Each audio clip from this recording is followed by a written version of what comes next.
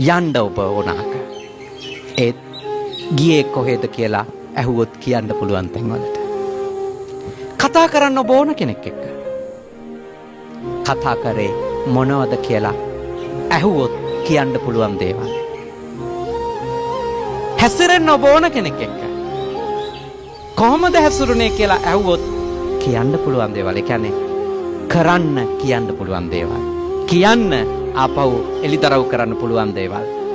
යන්න කොහෙද ගියේ කියලා කියන්න පුළුවන් තැන්වල විතරයි.